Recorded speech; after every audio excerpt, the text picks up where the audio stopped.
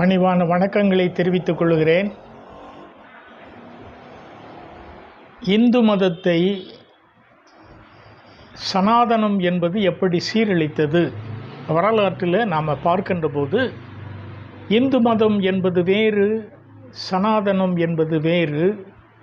Hinduism, இந்துத்துவம், சனாதனம், இந்த மூன்றும் ஏறத்தாழ ஒரே பொருளை குறிப்பதாக அமைந்திருக்கிறது. ஆக இந்து மதம் என்று சொல்லுவது it is not Hinduism, it is Hindu religion. இந்த தமிழர்கள் உருவாக்கிய அந்த மதத்திற்கு பெயர்தான் இந்து மதம் என்று இன்றைக்கு வழங்கப்படுகின்றது. உண்மையில் இந்து என்பது ஒரு இடத்தை குறிப்பதை தவிர அது மதத்தை குறிக்காது என்பதை பல்வேறு அறிஞர் பெருமக்கள் இன்றைக்கு விளக்கி காட்டியிருப்பதை பார்க்கலாம். நானும் இந்த சனாதனம் என்பதாக பல்வேறு பெரியவர்கள் சொல்லி இருக்கின்ற கருத்துக்களை எல்லாம் ஏறத்தாழ நான் பார்த்திருக்கிறேன். அதில் இந்து மதம் தமிழருடைய சமயம் என்று சொல்லப்படுகின்ற சைவம், வைணவம், இந்த வைணவம் என்று சொல்லுவதை கூட திருமாலியம் என்பதாக பாவாணர் அவர்கள் அதை விளக்கி காட்டுவார்கள். இந்த இரண்டு மதங்களும் சிவனை வழிபடுவது சைவம் என்று சொல்லுவது, திருமாலை வழிபடுவது மாலியம், திருமாலியம், அது வைணவம் என்பதாக இன்றைக்கு பேரளவிலே அது வழக்கில் இருந்து வருகிறதை நாம் அறிந்திருக்கின்றோம். ஆக இந்த இரண்டு சமயங்களும் கிபி 7வது நூற்றாண்டில் தமிழ்நாட்டில் உருவானவை. தமிழ்நாட்டில் உருவானவை என்பதற்கு இன்னும் அதிகமான சான்றுகளை நாம் சொல்லலாம். சைவ சமயத்தினுடைய அதனுடைய தோற்றத்திற்கு வித்திட்டவர்கள் நாயன்மார்கள் 63 பேர். இவங்க தான் முதல் அடியவர்கள். தொகை அடியவர்கள் என்பதாக ஒரு 9 பேரை அவர்கள் குறிப்பிடுவார்கள். ஆக 72 பேர். ஆக இவர்கள் அத்தனை பேரும் தமிழ்நாட்டை சார்ந்தவர்கள். அதுபோல் வைணவ சமயம் என்று சொல்லுவது திருமாலை வழிபடுவது. அந்த திருமாலை இவர்கள் விஷ்ணு என்பதாக அவர்கள் மாற்றியிருக்கின்றார்கள். இதில் 12 ஆழ்வார்கள். இந்த 12 ஆழ்வார்களும் தமிழ்நாட்டை சார்ந்தவர்கள். தமிழ்நாட்டில் உருவான ஒரு சமயம்தான் வைணவ சமயம். அதாவது சைவம், வைணவம் என்று 2 மதங்கள் என்று சொல்லுவதை விட 2 denominations of the same religion என்பதை புரிந்து கொள்ள வேண்டும். ஆக இந்த இந்து மதம் என்பது இன்றைக்கு பேரளவிலே பயன்படுத்தப்படுவது என்பது இந்த 2 சமயங்களைத்தான் குறிக்கும். அதில் அறுவகை சமயம் என்பதாக ஒன்றை சொல்லுவார்கள். சைவம், வைணவம், சாக்தம், கௌமாரம், காணாபத்தியம், சௌரம். இதில் சொல்லப்படுகின்ற தெய்வங்களினுடைய பெயர்கள் எதுவும் ஆரியருடைய வேதங்களில் கிடையாது என்பதை முதலாவது புரிந்து கொள்ள வேண்டும்.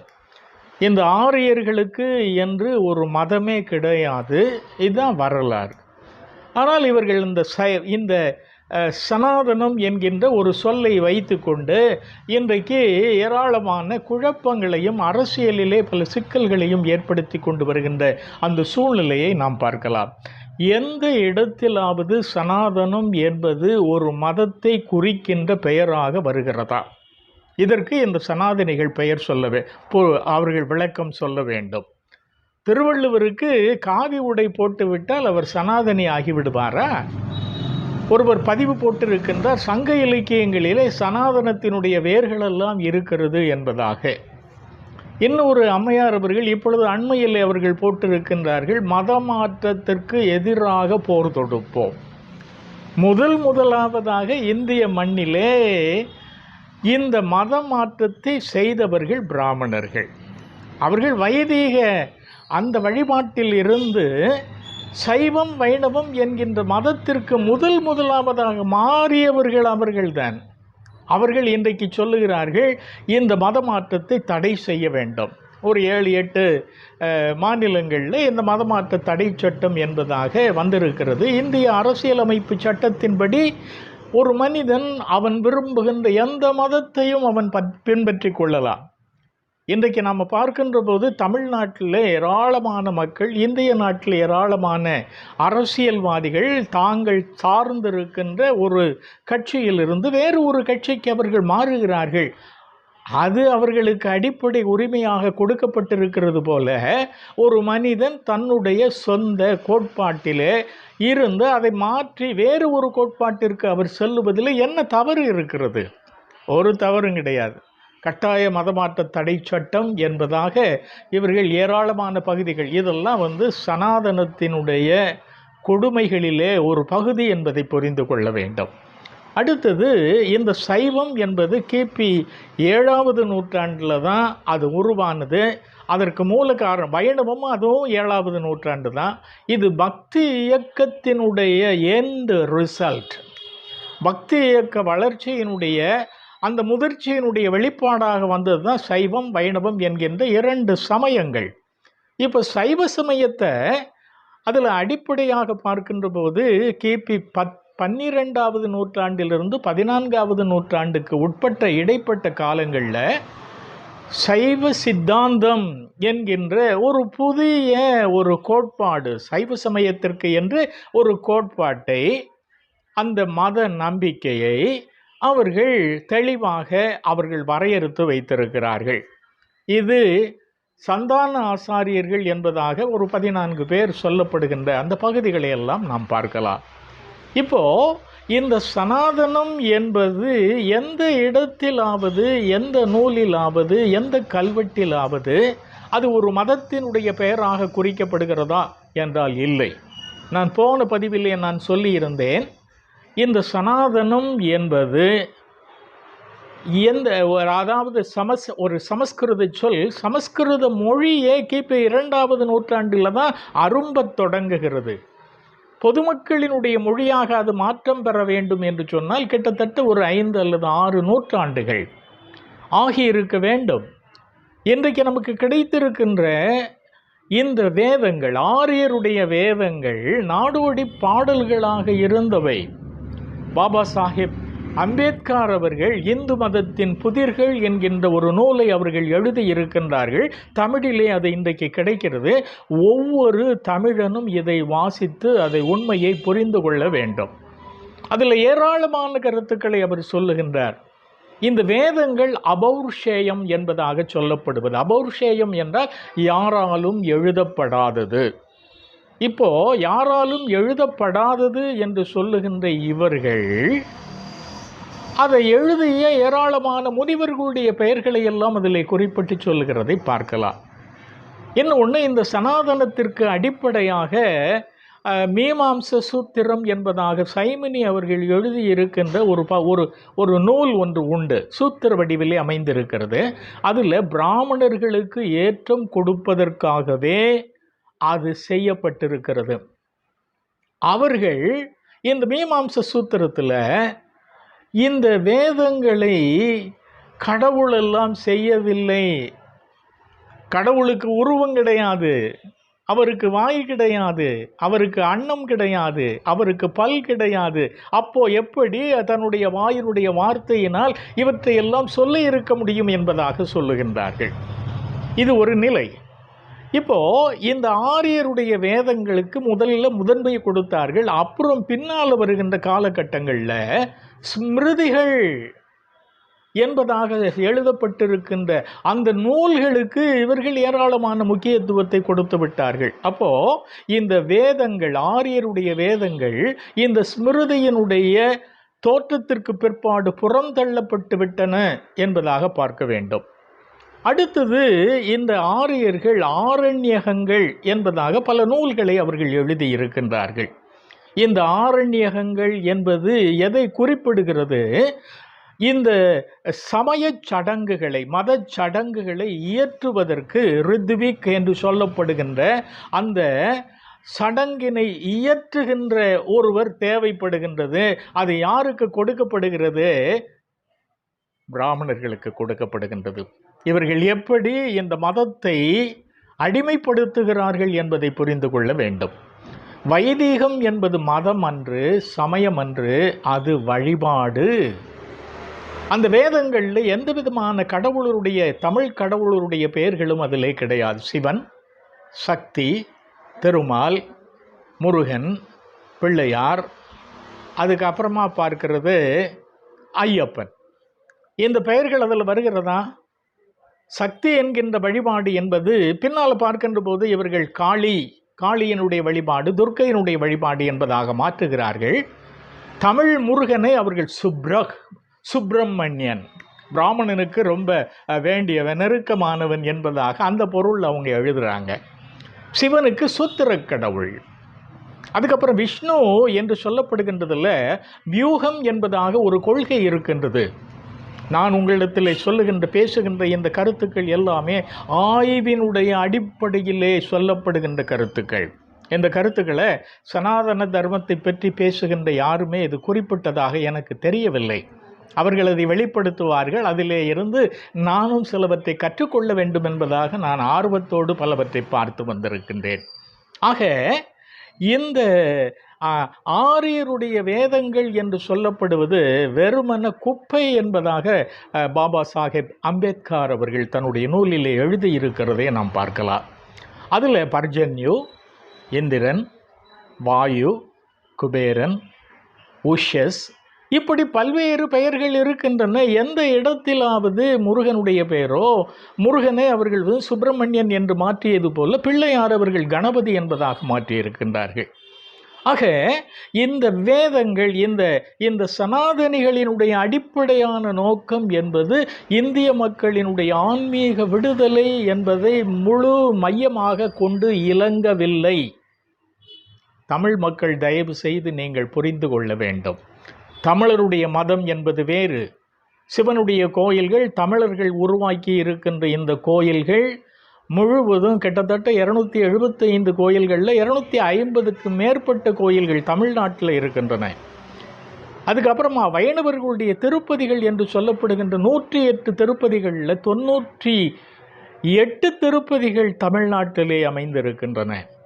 இவர்கள் எழுதியிருக்கின்ற இந்த வைணவ சமயத்திற்கு உரிய எல்லா விதமான கட்டுக்கோப்பான இலக்கியங்கள் முழுவதும் தமிழிலே இருக்கின்றன. நம்மாழ்வாருடைய பாடல்களை திராவிட வேதம் என்பதாக சொல்லுகின்றார்கள். அவர் திருநெல்வேலி, பழைய திருநெல்வேலி மாவட்டத்தில் அவர் பிறந்தவர். அதைத்தான் வைணவ சமயத்திற்கு அடிப்படை நூலாக பல பெரியவர்கள், பல அறிஞர் பெருமக்கள் அதை கொண்டிருக்கின்றார்கள். ஆக இப்போ இந்த வைணவ சமயத்தை அவர்கள் வைணவம், திருமாலினுடைய வழிபாட்டை அவர்கள் விஷ்ணுவினுடைய வழிபாடு. விஷ்ணு என்பதற்கு சூரியன் என்பதாக பொருள். அந்த சூரியன் என்பதாக சொல்லப்படுகின்ற பகுதிகளில் வடநாட்டில் கிடைத்திருக்கின்ற சில சிலைகள், சில ஐக்னோகிராஃபிக் அதனுடைய பகுதிகளை எல்லாம் நாம் பார்க்கின்ற போது அவைகளில் அந்த சூரியனை சுற்றி இருக்கின்ற 10 அவதாரங்கள் விஷ்ணுவினுடைய அவதாரங்களாக குறிக்கப்படுகின்ற அந்த செய்திகள் எல்லாம் வருகின்றன. எப்படி கடவுளினுடைய வழிபாட்டை மனிதனுடைய வழிபாடாக வைணவம் மாற்றுகிறது? இதற்கு என்ன பதில் சனாதனிகள் சொல்லுகின்றார்கள்? இன்றைக்கி ராமனையும் கிருஷ்ணனையும், அதுக்கப்புறம் அவங்க அப்பா வாசுதேவனையும், அது கண்ணனுடைய சகோதரர் பலராமன், அவருடைய மகன், அவருடைய பேரன், இவர்கள் எல்லாரையுமே they have made the pantheon of Vaishnavite sect. இது எல்லாத்தையுமே அவங்க கொண்டு வர்றாங்க. இதுக்குன்னு ஒரு புதிய கோட்பாட்டை அவர்கள் உருவாக்கி இருக்கிறார்கள். அந்த கோட்பாட்டுக்கு பெயர் வியூகம். இந்த வியூக கோட்பாட்டின் மூலமாக எந்த ஒரு மனிதனையும் கடவுள் நிலைக்கு உயர்த்த முடியும். அப்போத்தியாசிஸ் என்று ஆங்கிலத்திலே சொல்லுவார்கள். டீயிஃபிகேஷன் என்பதாக சாதாரணமாக ஆங்கிலத்தில் நாம் புரிந்து கொள்ளுகின்ற மொழியிலே அது அமைந்திருக்கிறது என்பதை நாம் புரிந்து கொள்ள வேண்டும்.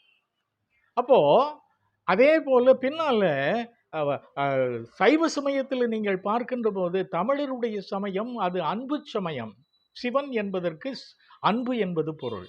இந்த அன்பான இந்த கோட்பாட்டுக்குள்ள திருஞான சம்பந்தர் என்கின்ற ஆரிய பிராமணர், அவர் என்னை மன்னிக்க வேண்டும், ஏராளமான பாடல்களை அவர்கள் பாடியிருக்கின்றார்கள். ஆனாலும் பெரிய புராண ஆசிரியருடைய கூற்றுப்படி சைவம் மிகு துறை விளங்கும். அதாவது வேதம் சைவ சமயத்திற்கு ஒரு துறை. அப்போ சைவ சமயம் வளருவதற்காக வேண்டி இருக்கின்ற அந்த பகுதிகளில் அவர் வைதீகத்தினுடைய கோட்பாடுகளை அவர் நுழைத்து எழுதியிருக்கின்ற பகுதிகளை அதை நாம் பார்க்கலாம். அவருடைய காலத்தில் தான் 7000 தமிழர்கள் கழுவேற்றப்பட்டார்கள். வன்முறை இல்லையா? அனல்வாதம், புனல்வாதம், இந்த பகுதிகளை எல்லாம் நீங்க வாசித்து பாருங்க. எப்படி தமிழருடைய சமயம் இந்த வைதீக பிராமணர்களாலும் அவர்களுடைய ஸ்மிருதிகளினுடைய கோட்பாடுகளினாலும் கிரகிய சூத்திரங்களாலும் எப்படி இவையெல்லாம் அடிமைப்படுத்தப்பட்டிருக்கின்றன என்பதை நாம புரிந்து கொள்ளுவது மிக மிக முக்கியமான பகுதிகள். இதை இன்னும் விரிவாக நான் சொல்ல வேண்டும். நம்முடைய மக்களிடத்திலே ஒரு மனப்பான்மை இப்பொழுது பெருகி வந்து கொண்டே இருக்கிறது. 3 நிமிடங்களுக்கு மேல ஒரு காணொளியை பார்ப்பது இல்லை. அதனால தான் நான் போடுகின்ற இந்த பதிவுகளை எல்லாம் ஒரு 8 நாள் இடைவெளி விட்டு அடுத்தது போடுவதாக இருக்கிற நிறைய பேர் பார்க்க வேண்டும் என்பதற்காக வேண்டி 3 நிமிடங்கள்ல இந்த செய்திகளை எல்லாம் உங்களுக்கு சொல்லிவிட முடியாது. ஆகையினால காலங்கள் மாறிக்கொண்டிருக்கின்றன. உண்மையை உணர்ந்து கொள்ள வேண்டும்.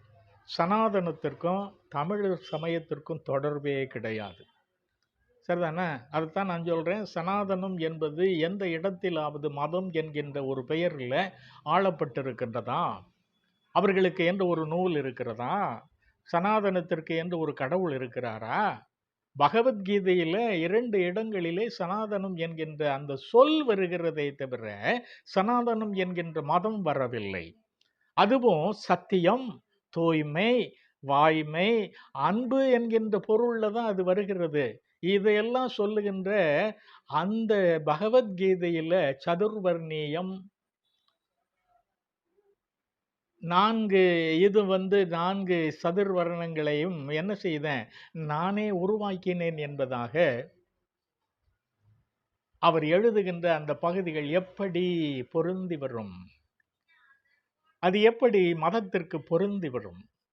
அது எப்படி சமத்துவத்திற்கு பொருந்தி வரும் என்பதை நீங்கள் புரிந்து கொள்ள வேண்டும். அப்போ இந்த 2 இடங்கள்ல வருகின்ற அந்த பகுதிகள் மகாபாரதத்தில் 157 இடங்கள்ல இந்த சனாதனம் என்கின்ற சொல் பயின்று வருகிறது. மகாபாரதம் அது ஒரு புராணம். கிபி 8வது நூற்றாண்டுக்கு பிறகுதான் புராணங்களினுடைய காலங்களை தொடங்குகின்றன. இவர்கள் இந்த வரலாற்றை எல்லாம் புரட்டுவது என்பது அந்த அறிவுக்கு பொருந்தாத, வரலாற்றுக்கு பொருந்தி வராத பல செய்திகளை எல்லாம் அவர்கள் சொல்லி வைத்திருக்கிறதெல்லாம் நம்ம பார்க்கலாம். ஆக இந்த ஆரியம், அதுக்கப்புறம் தமிழ், இந்த 2ஐயும் பிரித்து பார்க்கின்ற ஒரு தன்மை அதிகமாக உண்மையை உணர்ந்து கொள்ளுகின்ற பகுதிகளாக இருக்க வேண்டும்.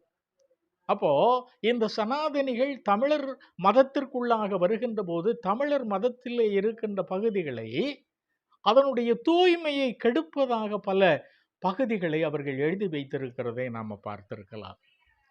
அப்போ கடவுளினுடைய பிள்ளைகள் என்பதாக சொல்லுகின்ற போது ஏன் மனு நூலை அவர்கள் எழுத வேண்டும்? மனு நூல் என்பதற்கு அவர்கள் மனு தர்ம சாஸ்திரம் என்கின்ற ஒரு பெயரை அவர்கள் ஏன் கொடுக்க வேண்டும்? சாஸ்திரம் என்று சொல்லுகின்ற போது மதம் அல்லவா? இவனுடைய உயர்வுக்காக எழுதுகின்ற சாதி ஏற்றத்தாழ்வு கோட்பாட்டை அதை ஸ்மிருதி என்பதாக அதை சொல்லுவது என்பது எவ்வளவு பயங்கரமான ஒரு சூழ்நிலை என்பதை புரிந்து கொள்ள வேண்டும். ஆகையினால இந்திய நாட்டில் தான் இந்த மதங்களை இந்த அரசியலோடு பிணைத்து இந்திய மக்களை நிரந்தரமாக அடிமைப்படுத்த வேண்டும் என்கின்ற நோக்கத்தில் இந்த சனாதனம் உருவாக்கப்பட்டிருக்கிறது. அது உண்மையிலேயே சனாதனம் என்பது கடவுளைத்தான் குறிக்குமே தவிர மதத்தை குறிக்காது. அவர் தான் என்றைக்குமே இருப்பது, அவர் தான் என்றைக்குமே மாறாதவர். மாறாதது அப்படின்னு சொன்னா இந்த 4 வருணங்களும் அதை உருவாக்கி இருக்கின்ற அந்த பகுதிகள் எப்படி இதிலே ஸ்மிருதிகளாக அது உள்ளே திணிக்கப்பட்டிருக்கும். நான் இன்னொரு பதிவிலே உங்களோடு நான் பேசுகின்றேன். டாக்டர் பாபா சாஹேப் டாக்டர் அம்பேத்கர் அவர்கள் இந்து மதத்தினுடைய புதிர்கள் என்பதாக ஒரு நூலை நான் ஏறத்தாழ அதை நான் படித்து முடித்து விட்டேன். எவ்வளவு பயங்கரமான சூழ்நிலையில இந்தியா இருக்கிறது என்பதை அவர் வெளிச்சம் போட்டு காட்டுகின்றார். அதை இன்னொரு பதிவிலே நான் உங்களோடு பகிர்ந்து கொள்ளுகிறேன். நன்றி. இறை அருள் உங்களோடு இருப்பதாக. வணக்கம்.